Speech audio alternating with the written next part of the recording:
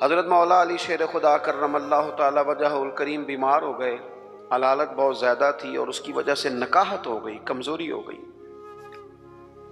اٹھ کے کھڑے ہوتے تھے تو بظاہر جسم پہ راشا تھا، کامتا تھا وجود۔ ایک صحابی تیمارداری کے لیے حاضر ہوئے اور جناب مولا کائنات کو دیکھ کر کہنے لگے میرے بھائی علی آپ تو بڑے کمزور ہو گئے، تو مجھے تو خدشہ ہے کہ اسی علالت میں کہیں رب کی بارگاہ میں آپ کی حاضری نہ ہو جائے۔ تو مولا علی شیر خدا نے پتہ کیا فرمایا؟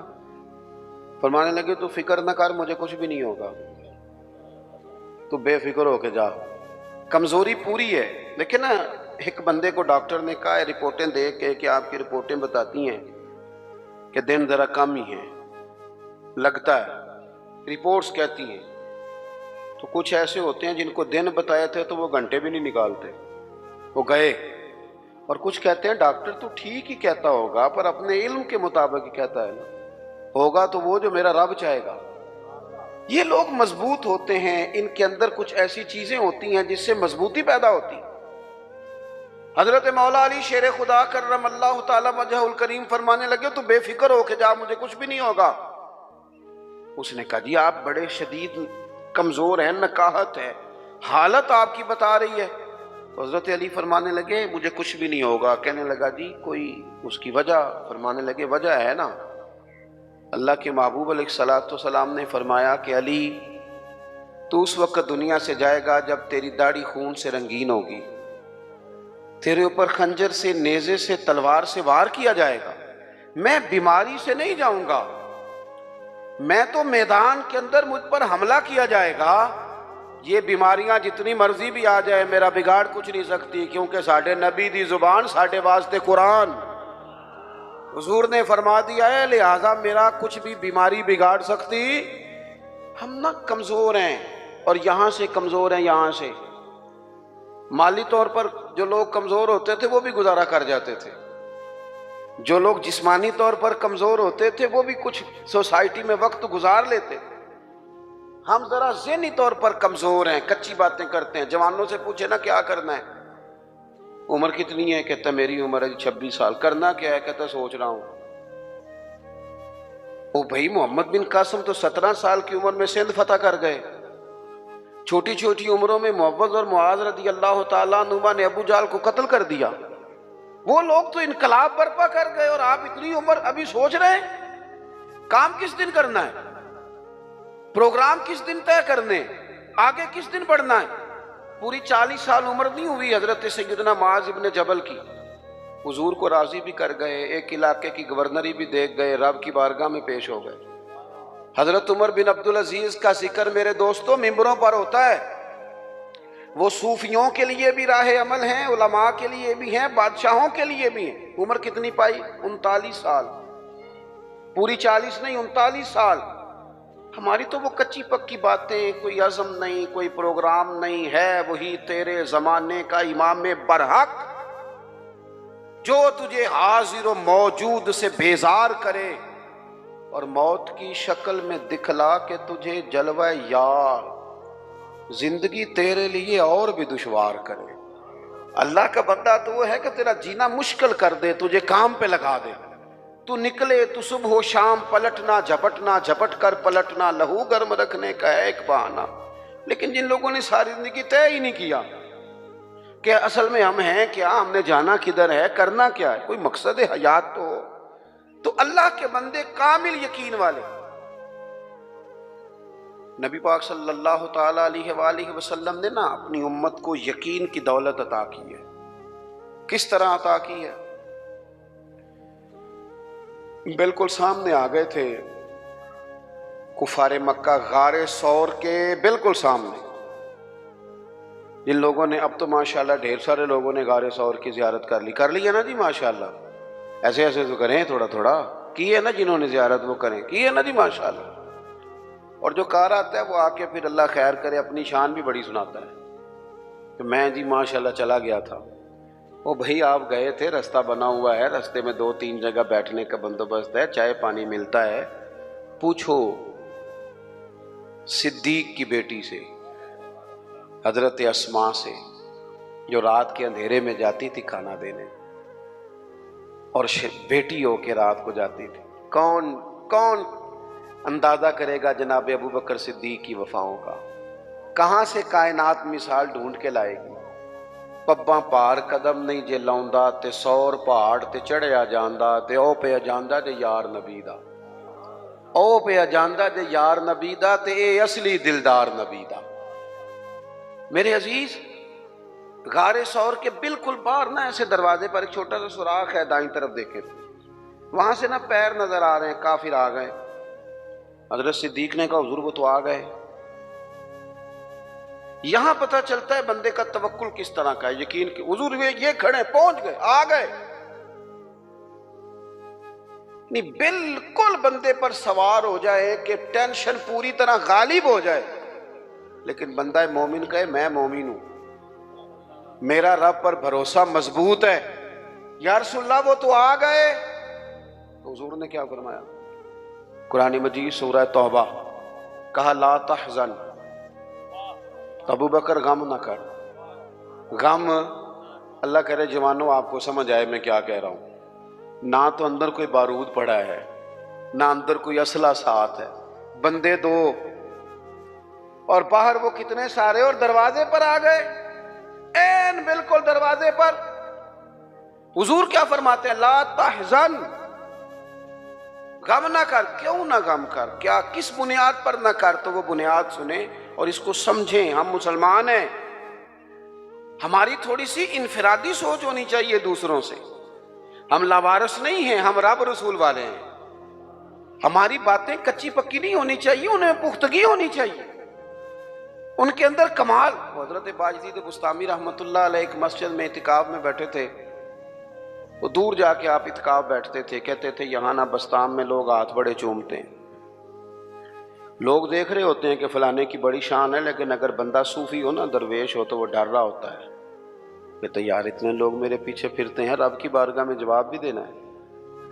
تو حضرت باجدید نے ارادہ کیا کہ دور جا کے کہیں اعتکاف بیٹھنا ہے، اٹھ بلیا چلو تھے وسیے جتھے وس دے نہیں سارے ینے، نہ کوئی ساڈی ذات پچھانے تے نہ کوئی سانو منے۔ دور جا کے تو لوگ جانتے نہیں تھے، تو حضرت اپنا خشک راشن وغیرہ ضروریات کی چیزیں لے گئے تھے، اعتکاف بیٹھے تھے، جو بندہ بھی آتا کہتا بابا روٹی کہاں سے کھاؤ گے؟ فرمانے لگے بھی اللہ اسباب بنائے گا، انشاءاللہ بہتری ہو جائے، کچھ میرے پاس سامان۔ کہنے لگے نہیں وہ تو ٹھیک ہے پر کیسے؟ میں کہا میں کہہ رہا ہوں اللہ دے گا، اللہ تعالیٰ کو کسی واسطے کا محتاج تو نہیں، معاذ اللہ، وہ دے گا، اگرچہ دنیا اسباب سے چلتی ہے پر کچھ چیزیں میرے پاس ہیں، لیکن وہ جو بھی آتا نا، روٹی کہاں سے کھاؤ گے؟ حضرت باجدید رحمۃ اللہ علیہ ایک دن فرمانے لگے، جب تنگ آ گئے نا، ہر نمازی پوچھتا، تو آپ فرمانے لگے یہ 7 یہودیوں کا گھر ہے، میں نے پیسے دے دیے، 2 روٹیاں صبح 2 شام مجھے دے دیا کریں گے، اور ذرا اونچی آواز میں کہا تاکہ سارے سن لیں۔ وہ لوگوں نے پوچھنا چھوڑ دیا، سر شام حضرت باجدید نے سارے نمازی بٹھا لیے، کہنے لگے سنو یار، جب میں تمہیں کہتا تھا نا رب دے گا، تم پوچھتے تھے کیسے، اور جب میں نے کہا کہ ان کے گھر سے آ جائیں گی تم چپ کر گئے ہو۔ آؤ نا دوبارہ سے سوچیں کہ ہمارا یقین کامل کدھر ہے، آؤ نا دیکھیں کہ وہ توکل کدھر ہے۔ اقبال کہنے لگے سن اے تہذیب حاضر کے گرفتار، غلامی سے بدتر ہے تیری بے یقینی، کہ جو تو کچی پکی باتیں کرتا ہے تو غلاموں سے بھی بدتر زندگی گزار رہا۔ پکی بات ہو، مضبوط اعصاب ہو، مضبوط بات ہو، اس میں جھول نہ ہو، اس میں کمی نہ ہو، اس کے اندر کوئی ایسا انداز فکر نہ ہو، انسان مضبوط افکار کے ساتھ آگے چلے تو پھر وہ یقین کامل کی دولت کی طرف بڑھتا ہے، پھر اسے مضبوطی نصیب ہوتی ہے۔ لیکن ہمارے ہاں یہ ہوتا ہے کہ بہت کمزور لوگوں کی باتیں ہیں، بڑی کچی باتیں ہیں۔ نبی کریم صلی اللہ تعالی علیہ وسلم فرما رہے ہیں غار ثور میں، آپ کی توجہ ہے میری بات پر، سامنے کھڑے ہیں قریش مکہ، اور حضور کیا کہتے ہیں؟ لا تحزن، غم نہ کر۔ حضور کوئی سبب بھی تو ظاہری ہونا چاہیے نا کسی چیز کا، لیکن کریم نے کہا لا تحزن، ابو بکر غم نہ کر۔ کیوں نہ کر؟ ان اللہ معنا، اس لیے نہ کر کہ بے شک اللہ ہمارے ساتھ ہے۔ جن کے ساتھ رب ہو وہ دنیا داری کے معاملات میں کبھی غمگین، جن کے ساتھ رب ہو. لیکن ہم نا وہ اکبر اللہ آبادی نے کہا تھا کہ مصیبت میں بھی اب یاد خدا ہم کو نہیں آتی. دعا منہ سے نہ نکلی، جیبوں سے عرضیاں ہی نکلی. ہم نہ دفتروں کے چکر تو کاٹتے ہیں، مصلی نہیں بچھاتے. ہم سفارشیں تو ڈھونڈتے ہیں، دعائیں نہیں کرتے. ادھر ادھر سے اپنے تعلقات تو لڑاتے ہیں لیکن اللہ کی رحمت کو نہیں مناتے. ایک تو ولی کی شان یہ ہے کہ کامل ایمان، اور دوسری بات وَكَانُوا يَتَّقُونَ، ولی متقی ہوتا ہے، تقوی والا، پرہیزگار. نمازی کو پرہیزگار نہیں کہتے. نماز پڑھنے والا نمازی ہے، حج کرنے والا حج کرنے والا حاجی ہے، قرآن شریف پڑھنے والا قاری ہے، یاد کر لینے والا حافظ ہے. گناہ سے بچنے والے کو پرہیزگار کہتے ہیں. متقی کہتے ہیں جو گناہ سے پرہیز کرے. اور میں آپ کو صحیح بتاتا ہوں، تجربہ کر لینا، دوائی کھانا آسان ہے، پرہیز کرنا. اسی طرح نماز پڑھنا بعض اوقات آسان ہے لیکن پرہیز کرنا، نمازی بن کے دکھانا مشکل ہے. پرہیزگار، متقی کہتے ہیں پرہیزگار کو. میں ایک دفعہ اپنی اماں جی کو لے کے ڈاکٹر کے پاس گیا ہوا تھا، تو ایک اماں جی آئی ہوئی تھی بوڑھی، وہ ہم سے پہلے ان کا نمبر تھا، تو کھانس رہی تھی بڑا. تو ڈاکٹر کہنے لگا اماں جی جی تسی چول چھڑ دیندے ہو تو پھر میں دوائی بھی تہاڈی گھٹا دینا، جی تسی چول نہیں چھڑنے تو پھر میں دوائی لکھ دینا. تو اماں جی تھوڑی دیر چپ رہیاں تے بعد کہنے لگیا پتر تو دوائی لکھ ہی دے. یعنی پرہیز مشکل کام ہے. لوگ دوائی کھا لیں گے اور سالوں کھا لیں گے لیکن پرہیزگاری، متقی پرہیزگار وہ بندہ ہوتا ہے جو بولنے میں بھی محتاط ہو، کھانے میں بھی محتاط ہو، بے لگام نہ ہو، سوچ کے بولے، حلال کھائے، طیب بات کرے. وہ کسی کے ساتھ گفتگو کرنے میں ڈرے کہ اس کی دل آزاری نہ ہو جائے. وہ محتاط ہو، محتاط. ہمارے ہاں لوگوں کو باتیں کرنے کا بڑا شوق ہے، وہ اتنی باتیں کر جاتے ہیں پتہ ہی نہیں ہوتا کس کس کو تکلیف دے جاتے ہیں. اپنے آپ کو بتانے کا بڑا شوق ہے، وہ اس قدر زیادہ آگے بڑھتے ہیں کہ کئی دفعہ نا اس میں کمزوری آ جاتی ہے کہ وہ دائرہ کار کراس کر گئے. متقی شخص وہ ہوتا ہے جو ذرا محتاط ہو، احتیاط والا ہو، پرہیزگار ہو. حضرت سیدنا عمر فاروق رضی اللہ تعالیٰ عنہ نے نا حضرت ابی بن کعب رضی اللہ تعالیٰ عنہ سے ایک دفعہ پوچھا. اگرچہ حضرت عمر بھی بڑے عالم تھے لیکن جناب ابی بن کعب رضی اللہ تعالیٰ عنہ قرآن مجید بڑا سونا پڑھتے تھے، اس لیے ان کی ذمہ داری تھی کہ وہ تراویح کی امامت کریں گے. آپ نے پوچھا کہ اے ابی بن کعب، آپ بڑے حدیث کے جاننے والے ہیں اور قرآن مجید پر بڑی آپ مطالعہ کی نظر رکھتے ہیں، ایک بس مسئلہ تو بتائیں. یہ مسائل پوچھنے کا نا ہمیں بھی ذوق بنانا چاہیے. جب شوق ہو جاتا ہے، ذوق ہو جاتا ہے، پھر دل بھی لگ جاتا ہے. حضرت ابی بن کعب رضی اللہ تعالیٰ عنہ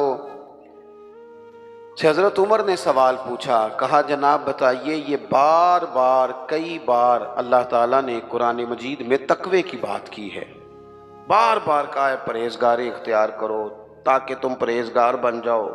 اللہ پرہیزگاروں کے ساتھ ہے، اللہ پرہیزگاروں سے محبت کرتا ہے. تو یہ پرہیزگار کون ہے، یہ تقوی کیا ہے؟ تو بڑی سادی سی مثال دی حضرت ابی بن کعب نے. آپ کو سمجھ آ رہی ہے میری باتوں کی؟ تھک تو نہیں گئے آپ لوگ؟ ہر بات میں تو ایسے نہ کریں، سوچ کے کریں. حضرت ابی بن کعب رضی اللہ تعالیٰ عنہ سے پوچھا کہ بتائیے متقی کون. یہ آپ نے تعریف یاد رکھنی ہے تقوی کی، اگرچہ بہت ساری تعریفات موجود ہیں لیکن حضرت ابی بن کعب کہنے لگے اے عمر، اگر آپ تنگ رستے سے گزر رہے ہوں، دونوں طرف جھاڑیاں ہوں، کانٹے دار جھاڑیاں، رستہ تنگ ہو، اور آپ نے کھلا لباس پہنا ہو تو آپ کیسے گزریں گے؟ تو حضرت عمر کہنے لگے بڑی صاف سی بات ہے، ذرا کپڑے سمیٹ لوں گا اور تھوڑا سا نا ادھر ادھر دیکھ کے محتاط ہو کے گزروں گا کہ میرے کپڑے جھاڑیوں سے الجھ نہ جائیں. حضرت ابی بن کعب کہنے لگے بس یہی سادی سی بات ہے، دنیا میں بھی دونوں جانب گناہوں کی جھاڑیاں ہیں، جو ذرا اپنے آپ کو سمیٹ کے گزر جائے اسے متقی اور پرہیزگار کہا جاتا ہے. ذرا سمٹ کے گزرے، غیر محتاط نہیں، بات کرے تو احتیاط سے، اور سب سے بڑا مسئلہ رزق کے معاملے میں محتاط ہو۔ جو لوگ رزق حرام کھاتے ہیں نا، روحانی زندگی ختم ہو جاتی ہے بالکل۔ رزق حرام سب سے بڑا نقصان یہ کرتا ہے کہ بندے کی عبادت کی لذت چلی جاتی ہے، سجدے میں ذوق نہیں آتا۔ متقی لوگ نا احتیاط سے زندگی گزارتے ہیں، وہ خیال کرتے ہیں، وہ سوچتے ہیں کہ یہ چیز آئی ہے تو کہاں سے آئی۔ ان کی زندگی کے اندر یہ احتیاط پائی جاتی ہے۔ حضرت عبداللہ ابن عمر رضی اللہ تعالیٰ عنہ بڑے عالم تھے، حج کے مسائل سب سے زیادہ حضرت عبداللہ ابن عمر کو آتے تھے۔ اذان شروع، اذان سنیں۔ تو متقی آدمی وہ ہے جو تھوڑا سا نا پرہیز کرے۔ ہمیں نا اپنے اوپر تھوڑی پابندیاں لگانی پڑی، ہمیں صرف ہر اس چیز کی طرف بڑھنا ہوگا جو اللہ تعالیٰ نے ہمارے لیے جائز رکھی ہے۔ جو ہمارے لیے درست نہیں ہے، ہمارا حق نہیں ہے، اس سے پوری طرح بچیں گے تو متقی کہلائیں گے۔ اور ویسے بھی جب انسان تقوی کے راستے پہ رہتا ہے تو وہ تھوڑا سا نا باوقار رہتا ہے، وفادار رہتا ہے، اور جب وہ کوئی پرواہ نہیں کرتا، جدھر مرضی نکل جاتا ہے، تو پھر وہ آہستہ آہستہ اپنی نظروں میں اپنے آپ کو بے وقت سمجھتا ہے۔ وہ پھر مہنگے کپڑوں کے نیچے پیچھے چھپنا چاہتا ہے، بڑی گاڑیوں کے پیچھے چھپنا چاہتا ہے، اپنی مال و دولت کی بنیاد پر کئی دفعہ عزت تو کرا لیتا ہے، اپنے عہدے کی بنیاد پر سلوک تو کرا لیتا ہے، لیکن وہ محسوس کرتا ہے کہ میرا ضمیر مجھے ملامت کرتا ہے۔ اللہ کے بندے وہ تھے جو ذرا احتیاط سے چلتے تھے۔ بس چونکہ اذان ہو گئی ہے، بات کو ختم کرنا ہے۔ امام احمد بن حنبل رحمۃ اللہ علیہ نے 14 جلدوں میں حدیث پاک کی کتاب ان کی ملتی ہے ہمیں، مسند احمد، آج کل 14 جلدوں میں چھپتی ہے۔ اتنے بڑے عالم تھے امام احمد بن حنبل، اتنا بڑا ان کا نام ہے، احادیث مبارکہ کی اتنی بڑی خدمت ہے، اتنا اللہ نے انہیں نوازا ہے، اعزاز دیا ہے۔ کسی نے پوچھا کہ حضرت کبھی کسی کے سوال سے پریشان بھی ہوئے تھے؟ فرمانے لگے کہ دن نا ایک بوڑھی اماں آ گئی مسئلہ پوچھنے، پردے کے پیچھے اسے بٹھایا، اس نے سوال پوچھا، بس میں بات ختم کرنے لگا۔ مسئلہ پوچھا اس نے، کہنے لگی حضرت مسئلہ یہ پوچھنا تھا کہ میں نا غریب عورت ہوں، بیوہ ہوں، اولاد میری کوئی نہیں، تو میں کسی سے لینا پسند نہیں کرتی، میں محنت کر کے کماتی ہوں، چرخے پہ نا سوت بناتی ہوں، کئی دفعہ میرا دل کرتا ہے کہ چاندنی کافی زیادہ ہے روشنی چاند کی، تو میں چھت پہ چرخہ رکھ لیتی ہوں، سوت کاٹتی ہوں۔ مسئلہ یہ پوچھنا ہے کہ کچھ دنوں سے اس طرح کی روٹین ہے کہ میں رات کو چھت پہ ہوتی ہوں تو بادشاہ کا لشکر گزرتا ہے جو میلوں پر محیط ہوتا ہے، لمبا لشکر، ان کے پاس بڑی بڑی لالٹینیں روشنیاں ہوتی ہیں، تو وہ کچھ روشنی میرے چرخے پہ پڑ جاتی ہے۔ پوچھنا یہ تھا کہ اس روشنی میں کاتا ہوا سوت میرے لیے جائز ہے کہ ناجائز ہے؟ امام صاحب کہتے ہیں کہ میرا جسم کانپنے لگا، خود بخود آنسو نکل گئے۔ میں نے اس خاتون سے جھٹ پٹ پوچھا کہ تو کون ہے؟ کہنے لگی آپ سے سوال پوچھا، آپ جواب دیجیے۔ میں نے کہا خدا را بہن بتاؤ تو صحیح۔ کہنے لگی ایک درویش ننگے پاؤں بغداد کی گلیوں میں چلتا ہے، اسے بشر آفی کہتے ہیں، میں اس کی بہن ہوں۔ پوچھنا تھا آپ سے سوال کہ وہ پیسے میرے لیے درست ہیں کہ نہیں؟ حضرت امام احمد بن حنبل فرمانے لگے کوئی اور ہوتا تو شاید میں بات اور بتاتا، تم سے لوگ دین سیکھتے، تمہارے گھر سے لوگ خیر پاتے ہیں، تمہارے لیے درست نہیں، تم گزر تھوڑا سا نا محتاط زندگی گزارو۔